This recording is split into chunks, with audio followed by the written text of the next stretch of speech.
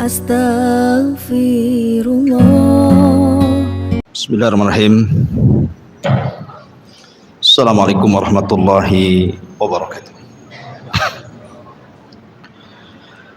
Alhamdulillah wassalatu wassalamu ala rasulillah wa ala alihi wa sahbihi wa mawalah wa la hawla wa la quwata illa billahi wa ba'du.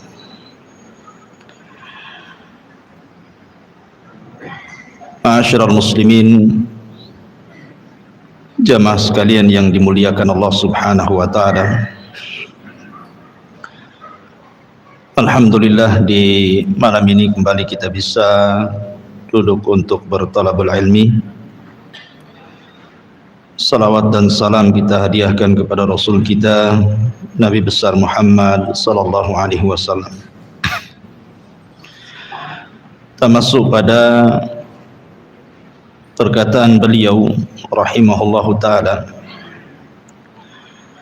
qala al-imam al-Barbahari rahimahullahu taala, wa idza aradta al-istiqamata 'ala al-haqqi wa tariq ahli sunnati qablaka fahdharil kalama abal kalami wal jidala wal mira'a wal qiyasa wal munadharata fid din, fa inna istima'aka minhum wa illam taqbalhum yaqdahu syakku fil qalbi wa kafa bihi qabulan fatahlak wa ma kanat qattu zandaqati wala bid'atin wala bid'atin wala hawan wala dhalalatin illa minal kalami wal jidali wal mira'i wal qiyasi wa hiya abwabul bid'i wasyukuki waz zanadiqati. Apabila Anda ingin istiqomah di atas kebenaran dan istiqomah di jalan ahli sunnah wal jamaah seperti orang-orang sebelummu, maka hindarilah al-kalam, ilmu kalam, dan juga orang-orang yang mereka mendalami ilmu kalam. Hindarilah jidal dan perdebatan serta kias dan juga membantah dalam agama, karena sesungguhnya ketika engkau mendengar dari mereka, walaupun kau tidak menerima pendapat mereka, itu cukup mendatangkan keraguan dalam hati. Maka cukuplah itu dianggap menerima dan engkau akan binasa, karena tidaklah sedikit pun dari zindik, bid'ah, hawa nafsu dan kesesatan kecuali bersumber daripada ilmu kalam, perdebatan, kias dan yang semacamnya, dan itu adalah pintu-pintu bid'ah dan juga keraguan-raguan serta membuka pintu zindik. Baik.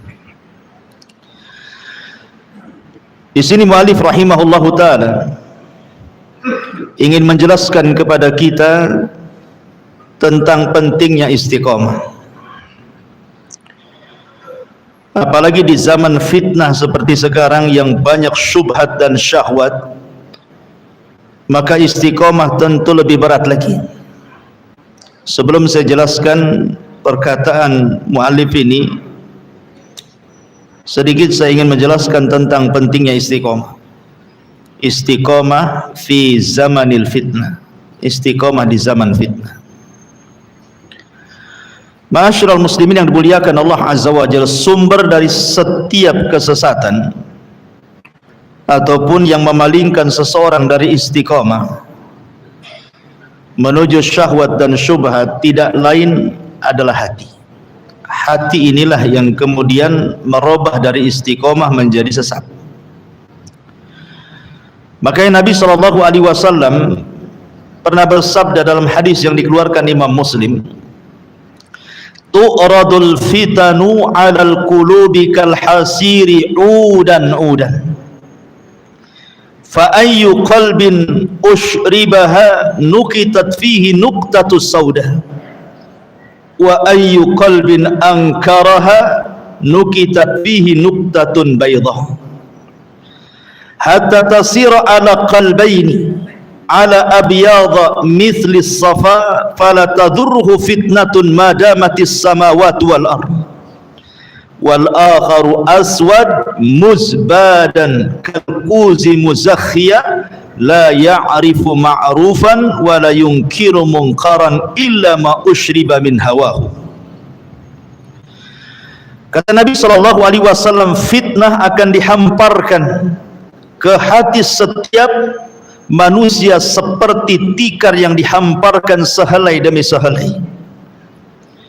Hati mana saja yang menyelaminya maka akan berbekas titik hitam pada hatinya, dan hati mana saja yang akan mengingkarinya maka akan berbekas titik putih di hatinya, sehingga keadaan hati menjadi dua bagian.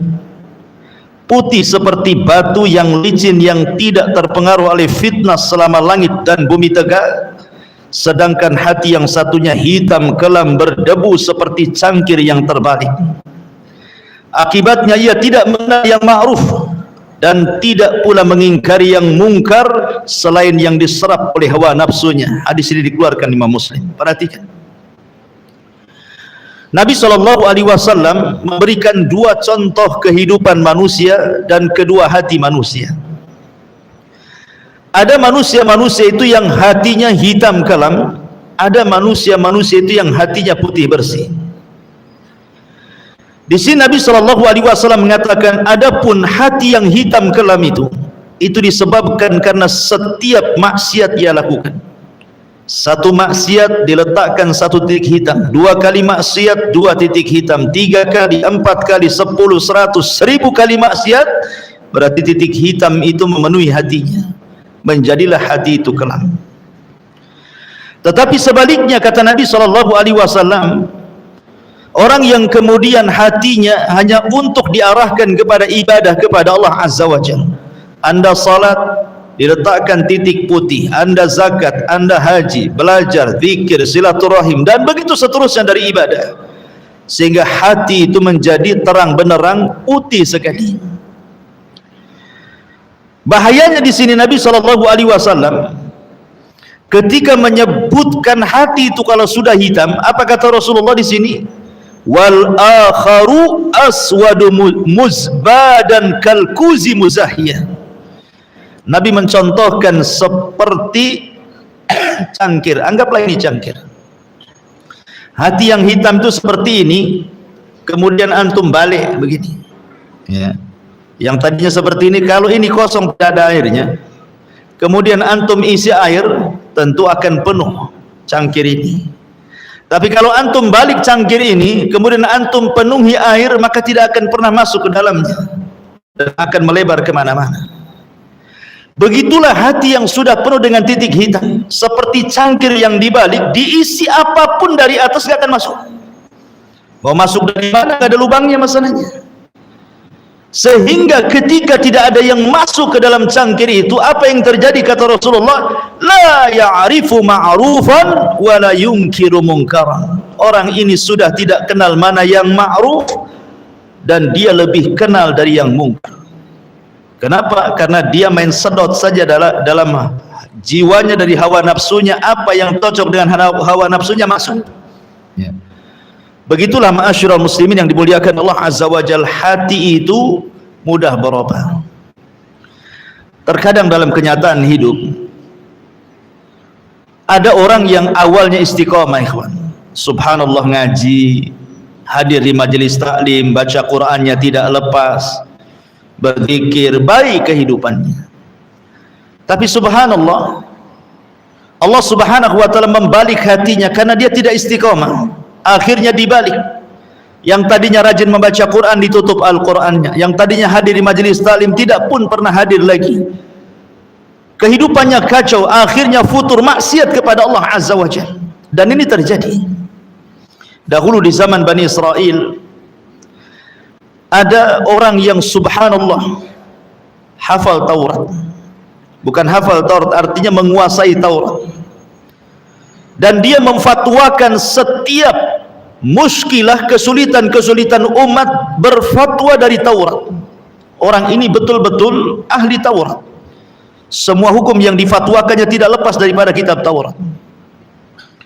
Satu hari datang kepadanya, ditawarkan kekuasaan, ditawarkan harta dan juga kedudukan untuk menentang nabinya.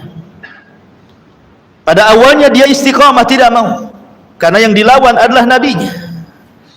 Tetapi kemudian karena tergiur dengan kekayaan, akhirnya kemudian dia pun seperti ular yang sedang berganti kulit, ditinggalkan keimanannya, jatuh kepada kekufuran. Dan ini digambarkan dalam Al-Quran. Allah Subhanahu wa taala mengatakan, watslu alaihim naba'alladzina atainahu fansalakha minha fa'atba'ahu syaitan. Bacakan kepada mereka wahai Muhammad tentang kisah orang yang kami berikan pengetahuan dari Taurat. Karena tergiur dengan kedudukan dan dunia, fansalah, insalah itu seperti ular ganti kulit itu. Insalah, dia tinggalkan keimanan mengarah ke kufuran, tinggalkan ketakwaan mengarah kepada maksiat. Fa'atba'ahu syaitan, syaitan pun ikut di belakangnya. Fakana minal ghawin, jadilah ia orang tersesat. Walau syi'na la rafa'nahu biha, kalau seandainya dia mau dan dia istiqomah dengan Tauratnya itu, kami angkat derajatnya di dunia dan di akhirat. Walakinnahu akhlada ilal tapi dia cenderung ingin menikmati dunia. Wattaba hawah, dia pun mengikuti hawa nafsunya. Lihat Allah Subhanahu wa taala permisalkan, famathaluhu kamathalil kalbi in tahmil alaihi yalhath aw tatruku yalhath. Maka permisalan orang ini seperti anjing. Kau halau anjing itu tetap menjulurkan lidahnya, kau tidak halau tetap juga dia menjulurkan lidahnya, percuma. Dihalau ataupun tidak, maknanya diperingati ataupun tidak. Orang kalau sudah kufur seperti ini, sudah dapat hidayah. A'anzartahum am lam tunzirhum la yu'minun. Kau beri peringatan atau tidak, tetap aja mereka tidak beriman. Dzalika matsalul qaumil ladzina kadzdzabu biayatina faqsusil qasasa la'allahum yatafakkarun. Itulah seperti kaum yang mendustakan ayat-ayat kami, kisahkanlah kisah-kisah ini wahai Muhammad kepada umatmu agar mereka berfikir tentang bahayanya orang yang tidak istiqomah itu. Ada yang mengatakan bahwa ayat ini bercerita tentang seorang ulama Bani Israel namanya Bal'am ibn Ba'urah. Ada ulama Bani Israel namanya Bal'am ibn Ba'urah. Ketika Nabi Musa alaihi salatu wassalam baru menyelamatkan Bani Israel dari Mesir menuju tanah perjanjian, kemudian sampai di Bukit Husban, bukit yang terbentang sekali itu. Sebelah Bukit Husban itu ada satu kota. Orang-orang di kota itu mendengar bahwa Musa datang membawa Bani Israel, disangkanya akan mengusir mereka, akan menjajah mereka dan menyerang mereka. Akhirnya kemudian para pejabatnya datang kepada Bal'am ibn Ba'urah yang merupakan ulamanya, ulama Bani Israel, minta kepada Bal'am solusi. Karena Bal'am ini dikuasakan kepadanya Ismul A'zam, nama-nama Allah yang agung, yang kalau berdoa dengan nama itu mustajab, langsung dikabulkan. Sama dalam Islam itu ada Asmaul Husna, di dalamnya ada Ismul A'zam. Ada yang mengatakan Ismul A'zam itu Allah, ada yang mengatakan Al-Hayyu Al-Qayyum, sebagaimana sebuah hadis yang mengatakan carilah Ismul A'zam di 3 ayat dalam 3 surat. Pertama surah Al-Baqarah, yang kedua Al-Imran, yang ketiga Toha. Kemudian ketiga para ulama mencari-cari maksud hadis ini, yang dimaksud adalah Al-Hayyu Al-Qayyum. Ada juga yang mengatakan Ismul A'zam dalam Islam itu Al-Hayyu Al-Qayyum. Artinya kalau kita berdoa dengan mengatakan Ya Hayyu Ya Qayyum, maka setiap doa mustajab. Tapi ada juga yang lainnya, Yang jelas bahwa Aisyah Ummul Mukminin radhiyallahu anha mengatakan Ismul A'zam dalam Asmaul Husna seperti malam Lailatul Qadar di 10 akhir Ramadan. Kita tidak tahu apakah di tanggal 21, 23, 25, 27, 29, kan tidak tahu. Kata Rasul, cari saja di tanggal-tanggal itu. Maka Asmaul Husna juga sama. Mana Ismul A'zam yang satunya, carilah di 99 nama itu. Ma'asyiral muslimin yang dimuliakan Allah Azza wa Jalla, Bal'am ini mengetahui Ismul A'zam. Jadi kalau dia berdoa menggunakan nama Allah yang agung itu, mustajab doanya. Dan mereka tahu. Sehingga para pejabatnya datang kepada Bal'am dengan mengatakan, ya Bal'am, Musa dan pasukannya akan menjajah kami. Kalau engkau bisa berdoa kecelakaan kepada mereka, kami akan berikan kau kedudukan yang tinggi, harta yang banyak, dan bla bla bla macam-macam. Awalnya tidak terpengaruh. Tapi subhanallah, dunia ini kadang-kadang menyedot orang, merubah orang istiqomah jadi istiqomah. Persis seperti perkataan Umar radhiyallahu an kepada Abu Ubaidah, kulluna ghayyaratna dunya ya Abu Ubaidah. Kami semua terubahkan dengan dunia. Kami semua berubah karena dunia. Illa anta, kecuali engkau. Artinya bahwa dunia itu mudah merubah orang. Kalla innal insana la yatqa an ra'ahus. Kan itu Al-Quran mengatakan, sekali-kali jangan seperti itu. Apabila dibentangkan kekayaan, kalian pula melampaui batas, kata Allah. Lama-lama hatinya cenderung pula, akhirnya sepakat dengan harta sekian, dengan jabatan sekian, dia pun siap mendoakan. Padahal tahu yang didoakan itu seorang Nabi, Nabi Musa, kalimullah ulul azmi. Ketika dia berdoa kepada Allah untuk kehancuran Nabi Musa, rupanya lidahnya kepleset. Setiap dia mendoakan kehancuran Musa dan kaumnya, Bani Israel, dia pun mendoakan kehancuran kota itu. Para pejabatnya bingunglah. Ya Bal'am, kami menyuruh engkau mendoakan kecelakaan kepada Musa, kenapa kau doakan kami kecelakaan, katanya. Pleset-pleset lidahnya. Kata Bal'am, khasirat dunia wal akhirah, rugilah duniaku dan akhiratku, sudah enggak mustajab lagi doaku, katanya. Tapi aku punya cara, katanya. Apa caranya? Kirimkan wanita-wanita kalian, mereka kan sedang berkemah tuh, dan mereka berada di Bukit Khusban. Kirimlah wanita-wanita terbaik kalian, dandani dengan cantik, pura-pura jualan, suruh berzina salah seorang di antaranya dengan orang-orang pilihan Nabi Musa. Akhirnya mereka lakukan, subhanallah, menjadi sebuah kenyataan. Akhirnya ada pula orang pilihan Musa ini berzina dengan wanita itu. Ketika berzina dengan seorang wanita itu, turunlah azab. Turun azab kepada Bani Israel. Ya. Akhirnya kemudian dicari-cari penyebabnya. Setelah tahu kemudian ada orang pilihan Musa yang istiqamah mencari-cari siapa yang melakukan dosa sehingga turun azab Allah, menyebar tahun di mana-mana ini. Akhirnya kemudian setelah tahu dia sedang berzina di tendanya, dia ambil tombaknya. Persis ketika dia berzina, ditombak dari punggung wanita menancap sampai perut laki-lakinya. Kemudian dibawa keluar, itu masih berada di tombak tuh. Ya. Kemudian dihadapkan ke langit dan mengatakan, inilah bentuk balasan orang-orang yang bermaksiat kepada Allah Subhanahu wa taala. Hada jazaman asallah. Inilah balasan bagi orang-orang yang bermaksiat kepada Allah Azza wa Jalla. Lihat kisah Bal'am ini sampai Allah abadikan dalam Al-Quran. Bahkan ada seorang ulama namanya Abu Abdillah Al-Laghawi rahimahullah ta'ala, seorang ahadu min ulama'is salaf, ulama salaf, menceritakan itu terjadi di zamannya. Kata Abu Abdillah Al-Laghawi ini, jadi ada anak muda yang taat beribadah kepada Allah Subhanahu wa taala. Di zamannya anak muda taat ibadah, luar biasa taat. Subhanallah, kepincut pula dengan seorang wanita yang tinggal di biara di gereja. Wanita itu cantik, Nasrani. Entah kenapa, laki yang taat beribadah kepada Allah Azza wa Jalla ini, orang soleh ini, jatuh cinta pula dengan seorang wanita biarawati yang ada di gereja itu. Karena kecantikannya, berjumpanya tidak lama, ngobrol begitu, kemudian jatuh cinta. Yang namanya biarawati kan tidak bisa menikah, ya, tidak boleh menikah di zaman itu. Akhirnya kemudian dia memaksa untuk menikahi wanita itu, tidak mau juga. Padahal wanita juga suka dengan laki-laki ini. Hampir-hampir dia mau keluar dari petugas gereja itu biar bisa menikah. Akhirnya karena tidak kunjung kecapean menikah dengan wanita biarawati itu, sakitlah anak muda ini. Lihat kan banyak kejadian kan, gara-gara putus cinta kan orang stres, anak muda itu. Ada yang makan racun serangga, racun tikus gitu, gantung diri ada juga. Naudzubillah. Nah, laki-laki ini demam dengan cintanya, mabok dengan cintanya. Akhirnya sampai kurus, kemudian sakit parah dan berakhir dengan sakaratul maut. Datanglah Abu Abdillah Al-Laghawi ini menasihati.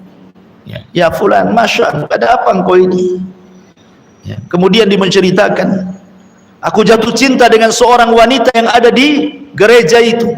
Aku ingin menikahinya tapi tidak bisa.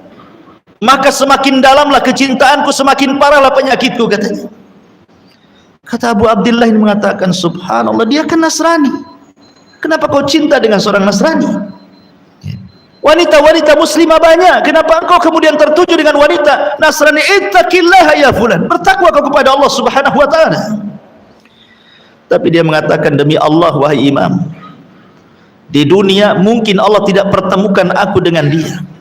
Tapi janganlah sudah diharamkan di dunia aku tidak berjumpa dengan dia, di akhirat pula aku dipisahkan dengan dia. Wallahi amantu bidiniha. Demi Allah aku beriman dengan agamanya. Wa kafartu bidini, dan aku kufur dengan agama. Disangkanya dengan kufur seperti itu dia bisa berjumpa dengan pacarnya kelak di akhirat. Akhirnya dia pun yasruh, kemudian meninggal dunia. Naudzubillah. Ya. Kemudian setelah lama cerita ini, rupanya si wanita ini nasibnya sama juga, malang juga. Dia sakit memikirkan anak muda ini karena sama-sama sudah cinta. Dan dia tidak bisa keluar dari gereja itu. Akhirnya kemudian ketika sakaratul maut, Abu Abdillah Al-Laghawi ini datang menjumpai wanita itu. Kemudian wanita itu mengatakan, ya Abu Abdillah, mungkin kau sudah tahu perkaraku. Ya, aku tahu, kata Abu Abdillah. Maka wanita ini mengatakan, demi Allah, sesungguhnya aku cinta dengan dia. Wa amantu bidinihi wa kafartu bidini. Aku beriman dengan agamanya dan aku kufur dengan agamaku. Kemudian meninggal. Lihat. Ya. Yang satunya pindah agama, yang satunya pula pindah agama. Dua-duanya menganggap wanita ini mengatakan, sudah diharamkan aku tidak berjumpa dengan dia di dunia, janganlah diharamkan pula aku berjumpa dengan dia di akhirat. Makanya wanita ini juga mengatakan, aku beriman dengan agamanya, aku kufur dengan agamaku. Sama dengan laki-laki. Lihat, maksud hati sudah tidak pula berjumpa di dunia, rupanya tidak pernah pula berjumpa pula di akhirat. Satu masuk surga, satu masuk neraka. Makanya dulu saya pernah ceritakan, saya punya tetangga tuh di Batam Center, masih tinggal di Batam Center. Ya, seorang wanita murtad gara-gara menikah dengan seorang laki-laki Nasrani, orang kaya, gara-gara dunia, murtad. Ya, sama istri nasihati waktu itu, tapi tak mau juga. Malah justru rajin ke gereja pula dia, makin taat di Nasraninya, dan mengatakan, aku tidak pernah merasakan kenikmatan ketenangan hidup kecuali setelah masuk gereja. Karena dia nggak pernah belajar Islam. Iyalah, coba dia belajar Islam ke masjid, tenang dia. Begitulah syaitan, ikhwan. Sudah beberapa tahun ini suaminya selingkuh dengan seorang wanita muslimah. Akhirnya cekcok, cerai. Kemudian suaminya jadi mu'alaf karena untuk bisa menikah dengan selingkuhannya. Kemudian yang satunya masuk Islam, yang ini tetap pula Nasrani. Dunia dalam berita, ikhwan. Seperti itulah, ya. Yang satu pula pindah agama, yang satu pula pindah agama. Begitu orang kalau sudah tidak istiqomah. Persis seperti kisahnya Abu Abdillah Al-Laghawi ini. Makanya dari sini, ma'asyiral muslimin yang dimuliakan Allah Subhanahu wa taala, dikisahkan juga oleh Muhammad ibn Sirin. Muhammad ibn Sirin ini tokoh tabi'in, seorang sayyidut tabi'in, pemimpinnya tabi'in. Dan saya sudah kisahkan tentang Abdullah ibn Sirin kemarin. Dia menceritakan tentang seorang pakar hadis, ulama panutan di zamannya, namanya Imran ibn Khittan. Seorang ahli syair, ahli hadis, ahli tafsir, luar biasa. Imran ibn Khittan itu. Dia termasuk sadatut tabi'in loh padahal. Ulamanya tabi'in Imran ibn Khittan ini, ulama ahli sunnah. Allah takdirkan, kata Muhammad ibn Sirin, dia kepincut dengan seorang wanita masih anak di pamannya, mungkin sepupuan dengan dia.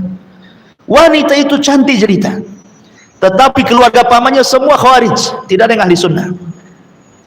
Ulama-ulama di zamannya sudah memperingatkan Imran ibn Khittan jangan menikah dengan wanita itu, dia adalah khawarij. Tetapi kemudian Imran ibn Khittan ini pede, percaya diri, karena dia seorang alim ahli sunnah wal jamaah, pakar tafsir, pakar hadis, pakar syair. Dia pikir kalau dia menikah dengan gadis itu, dia bisa mempengaruhi gadis itu diselamatkan dari khawarij kepada ahli sunnah, dan diajak keluarganya kepada ahli sunnah. Kan niatnya baik tuh, karena dia merasa pede, percaya diri, banyak ilmu kan, dia tidak akan terpengaruh dengan khawarij. Saya nggak akan terpengaruh. Ngapain antum hadir di sana? Anak kan udah ngaji lama. Enggak akan. Anda tahu dia itu. Sekali antum duduk, syubhat pula di situ. Itulah Imran ibn Khittan, menikahlah dengan gadis itu. Akhirnya lama-lama terpengaruh pula dengan khawarij. Dia pula menjadi sadatul khawarij, pemimpinnya khawarij, bahkan pakar syairnya khawarij, bahkan menentang ahli sunnah. Mati di atas khawarij. Imran ibn Khittan.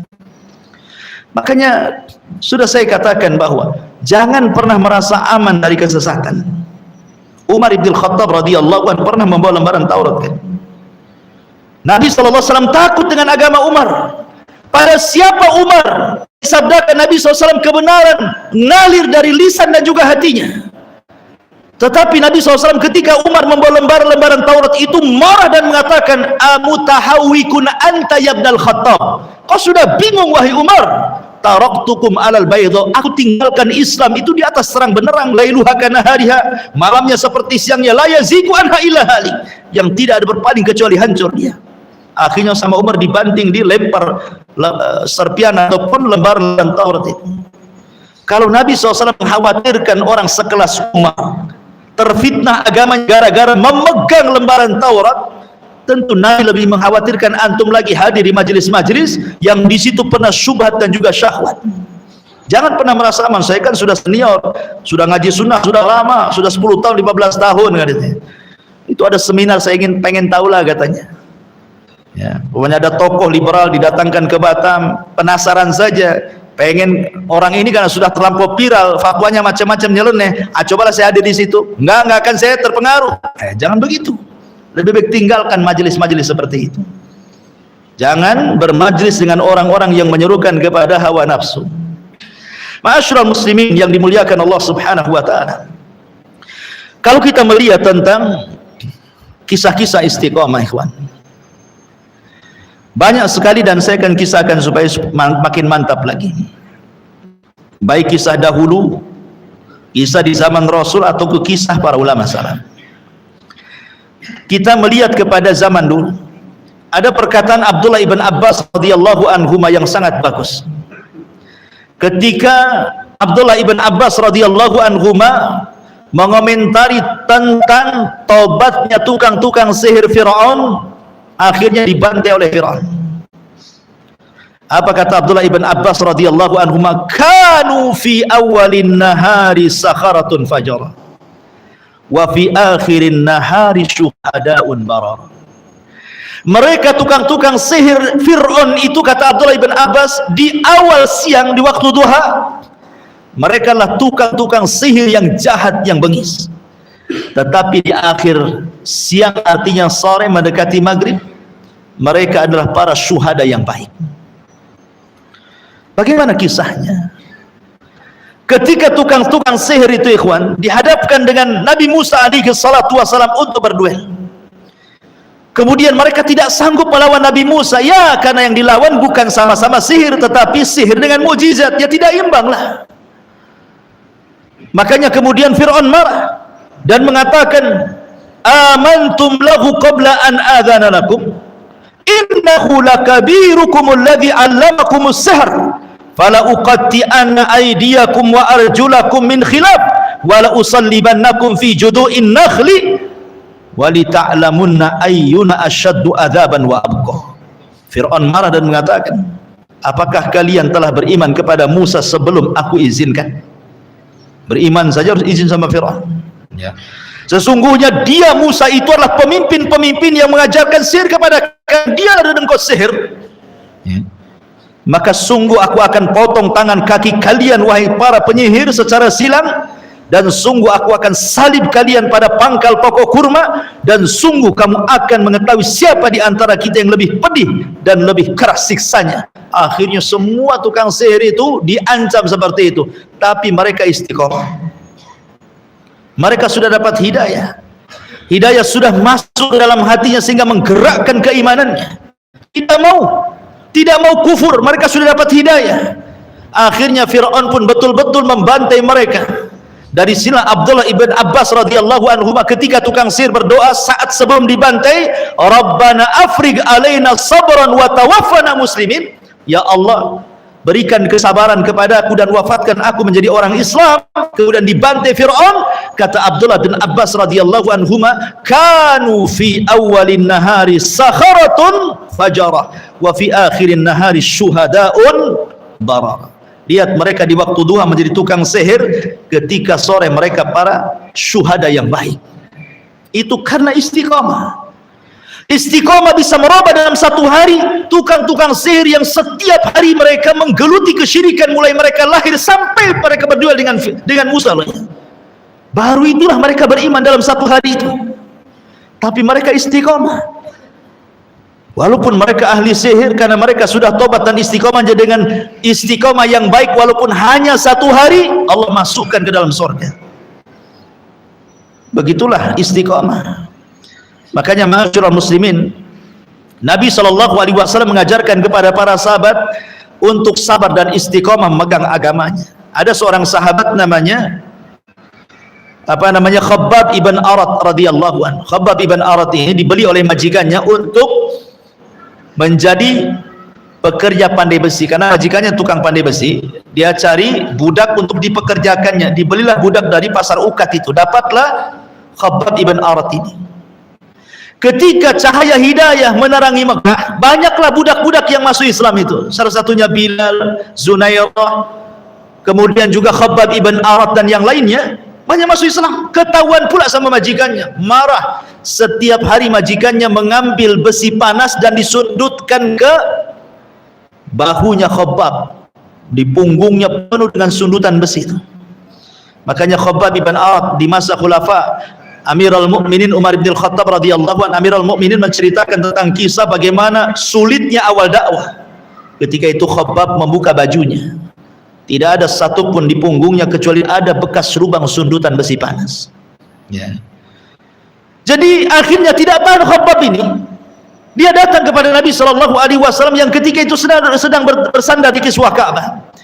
Kemudian Khabbab mengatakan kepada Nabi SAW, ya Rasulullah, ala tad'u lana, ala tastaghfir lana. Rasul, berdoalah kepada Allah. Tidakkah kau iba kepada kami? Lihat kami disiksa begini, kami sudah tidak tahan. Mintalah supaya kemenangan itu cepat datang. Tapi Nabi mengajarkan istiqomah kepada Khabbab. Apa kata Nabi? Ya Khabbab, qad kana man qablakum yu'khadur rajul fayughfaru lahu fil ardi fayuj'alu fiha fayuja'u bil minshari fayudhau ala ra'si fayuj'alu nisfaini wa yumshatu bi amshatil hadid ma duna lahmi wa admi fama yasudduhu dhalika an dini. Wallahi, kata Rasul, la yatimmanna hadzal amr hatta yasiru ar-raqibu min san'a ila hadara al-maut la yakhafu illa Allah wad-dhi'bu ala ghanami walakinnakum tasta'jilun. Apa kata Rasulullah? Ya Khabbab, dulu kata Rasulullah, ada orang yang lantaran mempertahankan keimanannya dia dikubur hidup-hidup, tidak pun meninggalkan agamanya. Ada orang yang dibelah badannya menjadi dua dengan gergaji sampai mati, tidak pun dia meninggalkan keyakinannya. Ada orang yang disisir dengan sisi besi, kemudian terlepaslah antara daging dan tulangnya, kemudian mati merasakan kepedihan itu. Tapi mereka tetap istiqamah, tidak murtad dari agamanya.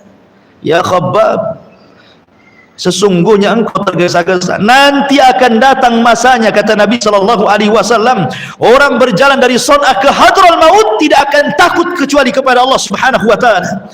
Artinya kemenangan. Nanti kita Allah menangkan, tapi engkau tergesa-gesa. Rasul mengajarkan istiqomah. Istiqomah wa ikhabbah, istiqomah. Jangan gara-gara permasalahan ini engkau futur kemudian murtad. Karena begini ikhwatu fiddin, sebab-sebab yang menjadikan futur itu adalah banyak sekali. Ada gara-gara al-mal, fitnatul mal, fitnah harta. Sebagaimana Allah Subhanahu wa taala mengatakan, wa minhum man ahadallah la in atana min fadlihi lanasaddaqanna wa lanakunanna minas salihin falamma atahum min fadlihi bakhilu bihi wa tawallaw wa hum mu'ridun. Apa kata Allah? Ada sebagian orang itu berjanji kepada Allah waktu miskinnya dia berjanji kepada Allah Azza wa Jalla, ya Rabb, kalau engkau berikan kekayaan kepadaku, sungguh kami akan bersedekah dan kami akan menjadi orang baik. Falamma atahum, ketika betul-betul Allah berikan tuh kekayaan itu, apa yang terjadi? Bakhilu bi, mereka pun bakhil, wa tawallaw wa hum mu'ridun, mereka pun berpaling. Makanya sering saya katakan ikhwatu fiddin, terkadang ada orang ketika miskin ingin kaya, dikiranya dia bisa mengkontrol kekayaannya, dia bisa menguasai dunia, tapi setelah kaya, dunia pula yang menguasai dia, dunia pula yang mengkontrol dia. Ya seperti itu ikhwan. Belum kaya mungkin begitu cita-citanya, nanti kalau sudah punya dunia, aku yang pegang dunia, terserah aku, mau aku infakkan ke sana, bangun ini, bangun itu, terserah saya. Tapi setelah betul-betul dikasih dunia, persis seperti Qarun, innama utituhu ala ilmin indi. Enak saja, ini kekayaan karena aku kerja keras, kecerdasanku. Kau datang pula minta zakat, siapa kamu? Nanti jadi Qarun tuh. Ya. Ini yang pertama. Yang kedua, terkadang fitnatul aulad, fitnah anak-anak. Betapa banyak anak-anak yang mendengar cakap anaknya, terpengaruh dengan anaknya. Ma'asyiral muslimin yang dimuliakan Allah Azza wa Jalla. Makanya ketika Abu Lahab dia bangga dengan anak-anak yang mengatakan, kalau yang dikatakan Muhammad itu benar, saya selana dzata lahab, aku akan dimasukkan ke neraka yang menyala-nyala. Aku punya anak banyak, kata Abu Lahab. Semua anakku sukses-sukses. Kalau aku masuk neraka, anakku jadi tebusannya.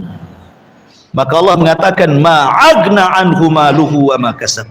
Ma'agna anhu maluhu wa ma kasab. Tidak manfaat hartanya si Abu Lahab dan juga kasab anak-anaknya, percuma. Ya, makanya terkadang anak bisa jadi fitnah ikhwan kalau orang tidak sabar mendidiknya. Yang ketiga, fitnatul zulmi wa tughyan, fitnah kezaliman, fitnah keserakahan, keangkara murkaan para penguasa. Terkadang para penguasa, sebagian mereka zalim. Kalau kita menceritakan para penguasa dulu, kita kenal dengan kisah Ashabul Ukhdud. Ya, rajanya Dzunwas, seorang zalim Yahudi, penguasa Yaman. Jadi Dzunwas ini ketika hendak menyerang Madinah, karena kan dalam pikirannya Dzunwas ini raja Yaman, dia ingin menguasai negeri Arab secara utuh. Makanya dia mau nyerang Madinah. Lah ketika itu Madinah dihuni orang-orang Yahudi. Orang Yahudi cerdas. Ya. Dia mengatakan orang-orang Yahudi tidak apa-apa, kita diserang oleh Dzunwas tidak apa-apa, kita nyerah saja. Pura-pura nyerah, tetapi kita pengaruhi Dzunwas agamanya. Akhirnya ketika diserang nyerah orang-orang Yahudi, siap menjadi bawahan Dzunwas. Mereka Dzunwas tidak apa, orang Yahudi cerdas-cerdas. Dzunwas ini agamanya musyrik. Akhirnya entah mengapa setelah Madinah ketika itu orang Yahudi dikuasai oleh Dzunwas, kemudian para pendetanya, padri-padri Yahudi mempengaruhi, masuk pula Dzunwas Yahudi itu. Akhirnya dipaksa seluruh orang-orang Yaman masuk Yahudi, kecuali satu daerah namanya Najran, tidak mau masuk Yahudi. Ini istiqomah orang-orang Najran, dipaksa sama Dzunwas untuk kufur dan menjadi Yahudi dan Nasrani, tidak mau. Akhirnya terjadilah pembakaran yang Allah Subhanahu wa taala katakan, qutila ashabul ukhdud an-nari dzatil waqud idhum 'alaiha qu'ud wa hum 'ala ma yaf'aluna bil mu'minina syuhud wa ma naqamu minhum illa an yu'minu billahil azizil hamid. Dilaknatlah ashabul ukhdud, pembuat parit-parit api itu. Dilaknat mereka. Api yang ketika bernyala-nyala mereka duduk menonton orang-orang yang dibakar hidup-hidup, padahal mereka tidaklah dibakar kecuali karena mereka beriman kepada Allah Azza wa Jalla. Mereka terdapat fitnah dari penguasa, sampai ada seorang wanita bawa bayi, bayinya hampir dilempar, hampir terfitnah itu mau masuk ke agama si raja zalim itu.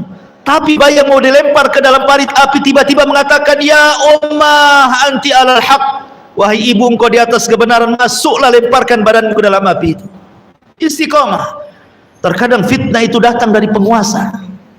Namanya penguasa ini menerapkan aturan, menyulitkan ekonomi kita, menyulitkan aturan-aturan kita.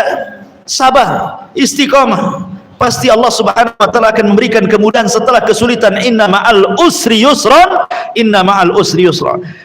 Terkadang fitnah itu datang dari syubhat, dan ini yang paling bahaya. Fitnah itu datang dari syubhat, itu paling bahaya. Ini syubhatnya iblis supaya kita beralih agama, beralih akidah, beralih keyakinan, meninggalkan sunnah dan tauhid. Nah, ini paling bahaya. Dan itu sudah saya jelaskan tadi, bagaimana orang bisa beralih agama gara-gara dunia. Baik di zaman dulu kisahnya Bal'am ibn Ba'ura, ataupun di zaman para tabi'in, ulamanya tabi'in lagi, Imran ibn Khittab. Makanya lihat, ada seorang wanita pendamping orang yang paling bejat satu dunia, Asiyah bintu Muzahim. Itu seorang wanita pendamping orang yang paling jahat di dunia. Siapa yang tidak kenal Fir'aun? Saking terkenal yang tidak ada orang tua yang ngasih namanya anaknya Fir'aun itu. Nggak mau. Anaknya siapa? Fir'aun. Tahu Fir'aun itu jahat. Orang kafir pun tahu itu ceritanya. Karena termuat dalam Injil, Taurat, juga Zabur. Artinya bahwa orang ini paling jahat. Tapi lihat istrinya, subhanallah. Allah buat istrinya orang terbaik satu dunia, yang kata Nabi SAW, kamula minar rijali kathirun walam yakmul minan nisa'i illa arba'ah. Laki-laki sempurna banyak, tapi wanita sempurna sedikit kecuali 4. Asiyah bintu Muzahim, Maryam bintu Imran, Khadijah bintu Khuwailid, Fatimah bintu Muhammadin sallallahu alaihi wasallam, dan keutamaan Aisyah di antara semua wanita, kata Rasul, seperti makanan tharid yang paling enak di antara makanan-makanan biasa. Asiyah bintu Muzahim. Ketika Asiyah bintu Muzahim tahu, karena ketika itu tersingkap masuk Islamnya Masyitoh, tukang sisirnya putri Fir'aun, gara-gara jatuh sisirnya, ketika mengambil sisirnya dia pula mengucapkan bismillah. Kata anak putrinya Fir'aun, siapa Allah itu? Apakah yang dimaksud bapakku? Oh bukan, kata Masyitoh, Allah itu Tuhanku, Tuhanmu, dan Tuhan bapakmu. Marah dia, ya kan? Dilaporkan kepada Fir'aun, kemudian dihadapkan dengan kuali, dengan penggorengan, dengan minyak zait yang sangat banyak, kemudian disuruh murtad. Tidak mau murtad juga Masyitoh ini. Dia punya anak 5. Yang pertama dilempar yang paling besar. Anak ini tidak tahu menahu apa dosa ibunya, dilemparkan satu-satu, ya. Sampai yang terakhir bayinya itu direbut. Di sini sempat goyang tuh Masyitoh, tapi inilah istiqomahnya Masyitoh, luar biasa. Anaknya pun memberikan kesabaran, tiba-tiba bisa bicara. Akhirnya Masyitoh pun meminta agar semua abunya dikumpulkan jadi satu. Akhirnya dia memasukkan diri ke dalam penggorengan. Sebab itulah kekorek dari Masyitoh siapa orang-orang yang beriman kepada Musa. Salah satunya istrinya Fir'aun, Asiyah bintu Muzahim. Ketahuan, oh disiksa sama Fir'aun. Suruh dia murtad, menganggap dirinya Tuhan, tidak mau. Dibawa ke atas sedikit batu, diterik matahari. 3 hari di tengah-tengah padang pasir dengan terik matahari itu. Disuruh murtad, istri tak mau. Datang lagi besok Fir'aun, disuruh murtad, tak mau lagi. Datang lagi, terus seperti itu. Lihat bagaimana iman kalau sudah menghujam dalam dada, ikhwan, rasa perih, sakit, pedih tidak akan terasa. Persis seperti perkataan Bilal ketika disiksa. Dia hanya mengatakan ahadul ahad, ahadul ahad. Ketika setelah dia kemudian berada di tempat yang enak di Madinah, setelah mengalami panjangnya penyiksaan, ditanyalah Bilal itu dan mengatakan, ya Bilal, bagaimana kau bisa menghadapi siksaan orang-orang Quraisy itu? Tapi Bilal mengatakan, demi Allah, majaztu halawatal iman bimararatil azab, katanya. Aku kalahkan dengan rasa sakit azabku dengan indahnya iman, manisnya iman. Jadi manisnya iman yang kurasakan mengalahkan peritnya azab, katanya. Begitulah orang kalau sudah masuk ke dalam iman dan imannya menjadi sebuah pokok dalam hidupnya, pasti semua keperitan hidup itu dilalui dengan santai. Kenapa? Karena manisnya iman mengalahkan keperitan dunia. Makanya Asya bintu Muzaim begitu dia. Sampai akhirnya sudah kesal 3 hari Fir'aun tidak memurtad juga, dinaikkanlah Asya bintu Muzaim ke bukit untuk dilempar ke bawah. Tapi tidak juga dia kufur, terpaksa dilempar sama Fir'aun itu. Saat antara jatuhnya dia dari bukit ke tanah itu sebelum mati, maka Asya bintu Muzaim berdoa kepada Allah, Rabbi ibnili baitan indaka fil jannah. Rabbi ibnili baitan Rabbi ibnili indaka baitan fil jannah. Ya Rabb, bangunkan di sisimu satu rumah di sorga. Gak apa-apa aku seperti ini. Wajar Asiyah berdoa seperti itu. Dia orang nomor 2 Mesir setelah Fir'aun.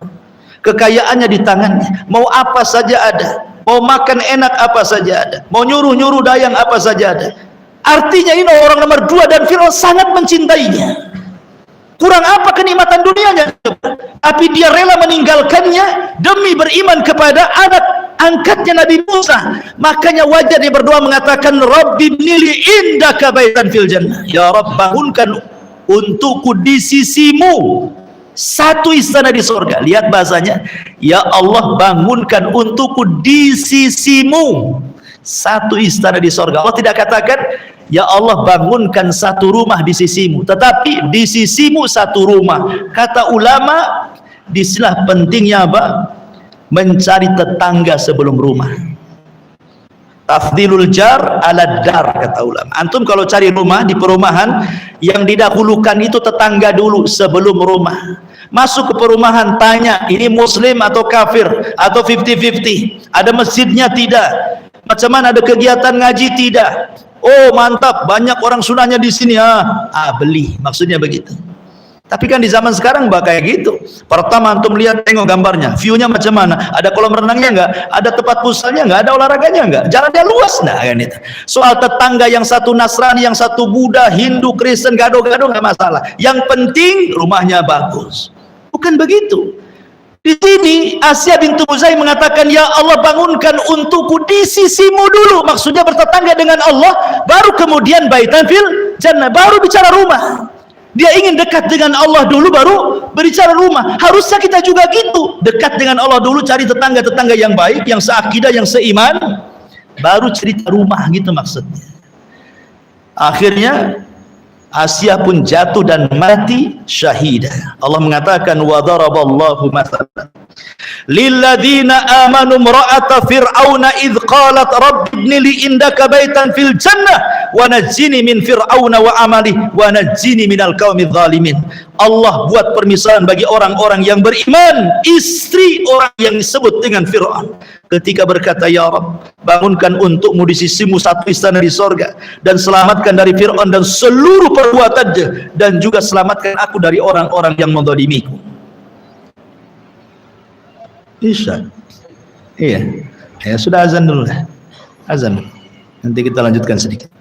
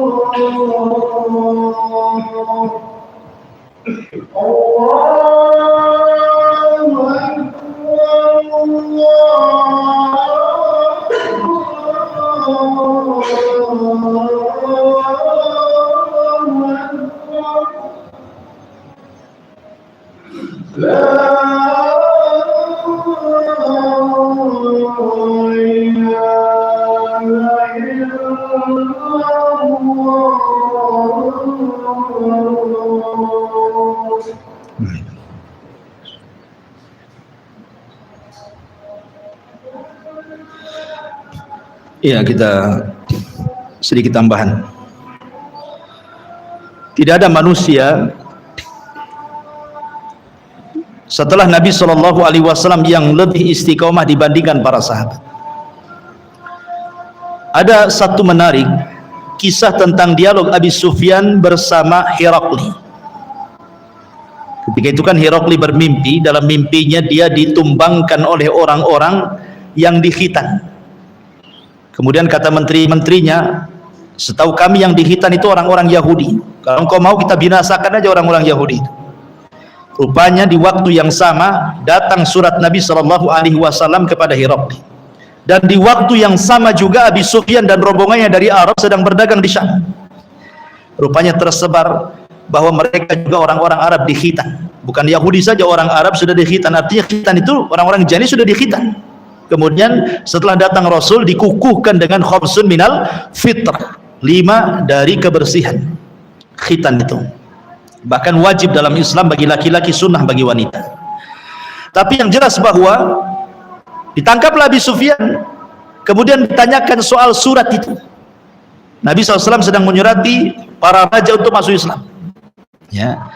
Salah satu pertanyaan setelah Herakli bertanya kepada Abi Sufyan soal orang yang ngirim surat, karena kan Abi Sufyan kan tetangganya lebih paham soal nasabnya, soal pengikutnya, sampai kepada pertanyaan Herakli kepada Abi Sufyan ini.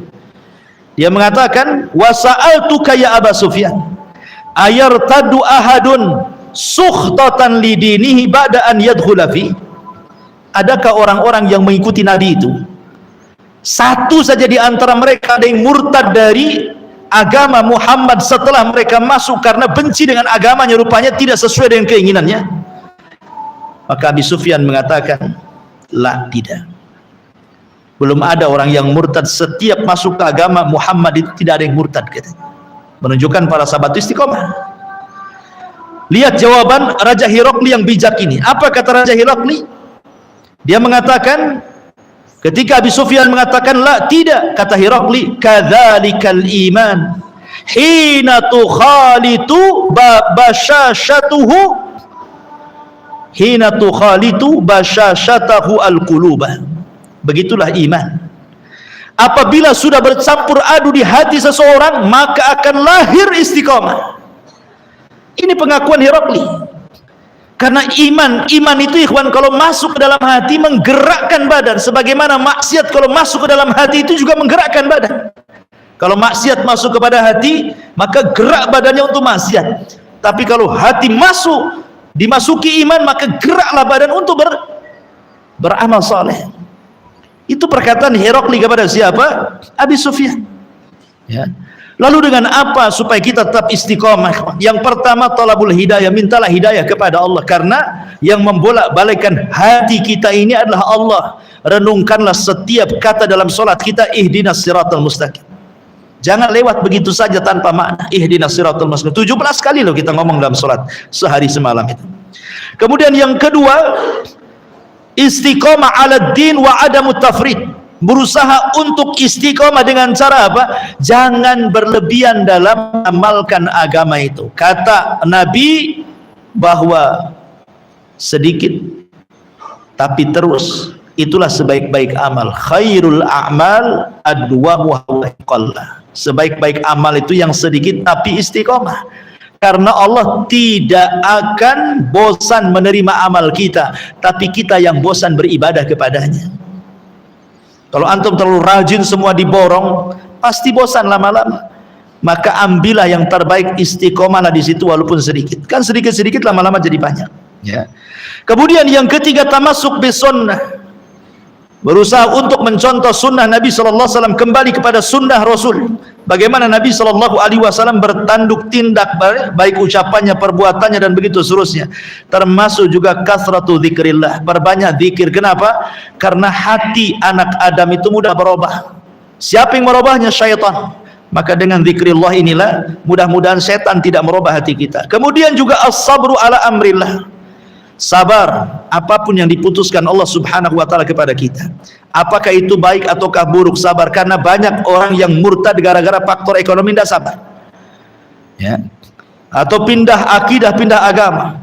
Saya itu dulu punya murid waktu saya masih berdakwah di Jawa Timur, di Madura sana. Dia murid saya, Masya Allah, ya. Ngajinya paling depan, banyak kitab sudah diselesaikan, Ushulus Salasa, Kitabut Tauhid, Wadul Arba, banyak lah, ya. Rupanya habis itu kan udah lulus, saya ke luar negeri, Singapura waktu itu mengajar. Udah beberapa tahun setelahnya saya dengar, mana tuh si Anu, saya tidak seperti namanya. Oh iya, dia sudah pindah manhaj Ustaz gitu. Kenapa? Tak tahu katanya. Padahal ini kelompok sudah disesatkan oleh negara MUI. Dia masuk di situ. Alasannya apa? Dia sulit cari kerja katanya. Akhirnya dia bekerja sama orang itu. Jadi lama-lama jadi ustadznya pula. La ilaha illallah. Jadi ustadznya pula di situ. Memang hati manusia itu kalau tidak sabar seperti itulah, gara-gara dunia bisa berubah. Ya. Kemudian juga muraqabatullah, senantiasa muraqabah, diawasi Allah Subhanahu wa ta'ala, karena hanya dengan muraqabah kita akan dijaga Allah. Ihfadillaha yahfadka. Jaga Allah dengan muraqabah, maka Allah akan menjaga kita. Jangan lupa temannya, orang-orang saleh. Makanya Imam Barbahari mengatakan gimana? Kalau antum terpengaruh dengan orang-orang filsafat, suka nonton di YouTube, orang-orang filsafat, itu lama-lama antum akan kena syubhat. Makanya cari teman-teman yang baik itu supaya jangan sampai kemudian lingkungan yang sudah baik jadi berubah. Karena syubhat itu paling cepat masuknya. Kemudian juga selain teman-teman yang baik, juga lihat sirah-sirah para ulama dulu, sirah Nabi SAW dan para sahabatnya, ambil pelajaran dari mereka. Kemudian jangan tinggalkan Al-Quran, karena Al-Quran inilah yang menjadikan kita istiqomah. Dia kita Islam, masa ditinggalkan, ya. Kemudian juga jangan lupa berdoa kepada Allah Subhanahu wa ta'ala, ya muqallibal qulub tsabbit qalbi ala dinik. Wahai zat yang membolak-balikan hati, tetapkan hatiku di atas agamamu. Dan Al-Imam Al-Barbahari di sini ingin menjelaskan kepada kita tentang bahayanya orang kalau sudah berkawan dengan orang-orang yang tersesat dalam Islam. Terutama orang-orang yang bergelut dalam filsafat dan ilmu kalam. Sebenarnya di masa Rasul, di masa para khulafaur rasyidin, tidak terkenal ilmu kalam, ilmu filsafat itu tidak ada. Adanya setelah Daulah Abbasiyah, itu pun dalam Daulah Umayyah belum ada. Adanya Daulah Abbasiyah. Disinilah kemudian banyak futuhat, negara-negara barat dimasukkan ke Islam. Akhirnya banyak kitab-kitab para ulama diterjemahkan ke bahasa barat, dan kitab-kitab barat diterjemahkan ke bahasa Arab.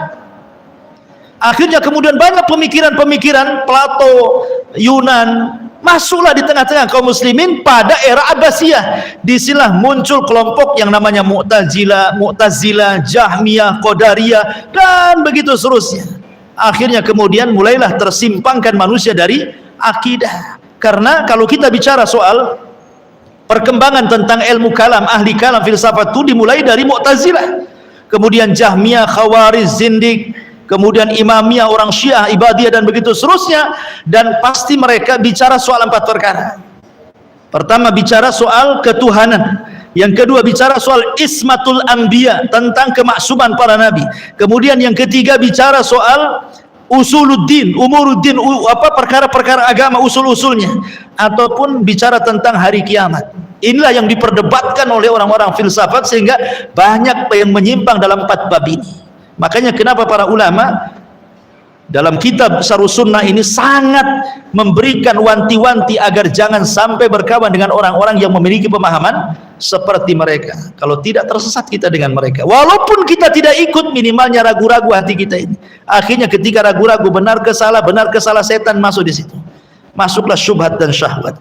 Wallahu a'lam bishawab. Subhanaka wa bihamdika asyhadu an la ilaha illa anta astaghfiruka wa atubu ilaik. Allah ta'ala. Assalamualaikum warahmatullahi